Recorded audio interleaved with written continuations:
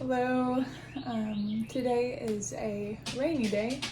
Got the window open so you might hear some birds outside. But I am more of a sunshine person. Like, I can't do rainy days for a long time. But every now and then I think that they're really nice, very relaxing. And it depends on, too, what you have to do during the day. Because sometimes if you have a super busy day and it's a rainy day, it's like, oh. But welcome back.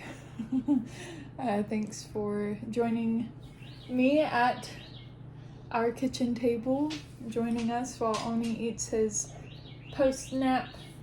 I don't know if it's like lunch or snack or whatever, but I think it's kind of a lunch. Today he's having chicken cheese,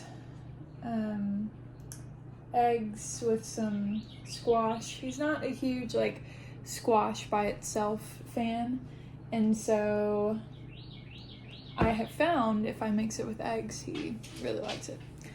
But today I just wanted to talk a little bit about body image. It's something that a lot of people talk about all the time, especially on social media. And you'll see people post like before pictures and after pictures and like even body positivity type posts. But I was thinking today about how our body image directly correlates with our thought life. So my whole life, I would say most of my life, maybe not when I was like a little girl, but most of my life I have been concerned about the way that I look. And that's a key word, concerned. I haven't been content. And so from an early age, those thought processes from different things, like things that people said or things that I had seen or things that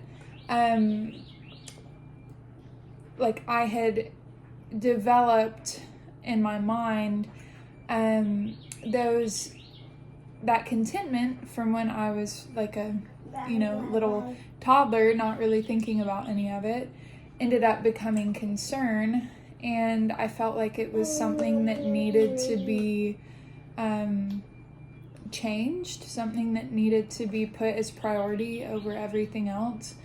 And so looking back at my thought life, a lot of my thought patterns around body image kind of began to consume me.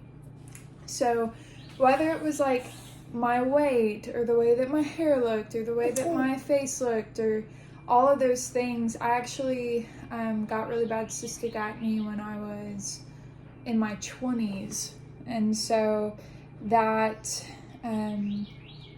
just was very confusing for me because I was like, I thought this was something that teenagers had, but cystic acne can happen at any age. And then the more makeup that I put over it, the worse it got. And the more like vitamins and supplements and diets and all these things that I tried to do to get it to go away just made it worse because it was consuming me. It became a huge source of my anxiety.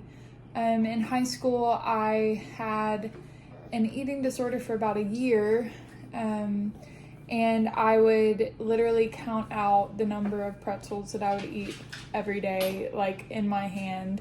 And I would eat one meal, but it wasn't even a meal. It was like a 300-calorie freezer thing. And just different things like that. I would like, feel my collarbones all the time, feel my wrists all the time, put my hands around my thighs to see how big they were, and just that obsessiveness over it.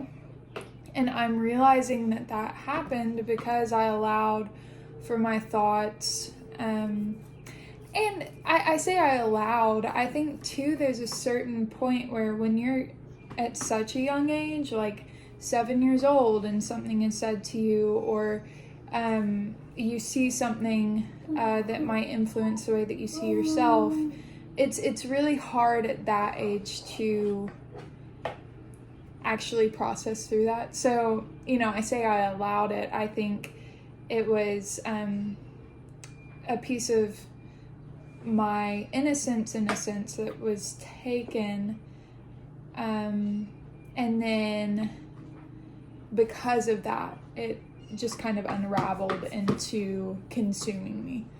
So I know that it's something that almost everyone thinks about, at least at some point. Maybe not everyone would call it a struggle that they have, but I think some things that I have found that have helped are really taking those thoughts captive and allowing for the way that I view myself to shift, the way that I view my body to shift. The best thing that happened to me, which this is not everyone's story, but for me, it was pregnancy, because I began to see my body as just such an amazing and beautiful work that God had made to be able to bring life into the world. And so that was like, are you even eating anymore?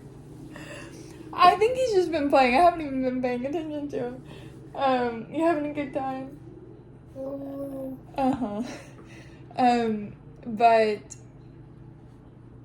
anyway, it's been something that has been very positive for me. Now, postpartum was strange, and I ended up getting pregnant 4 months postpartum again. So that has been a strange thing for my body to go through, but I'm thankful that the Lord has allowed me to view my body differently. It's still something that I struggle with, but yeah, I just wanted to encourage you all and kind of open a conversation. First of all, you're like not alone.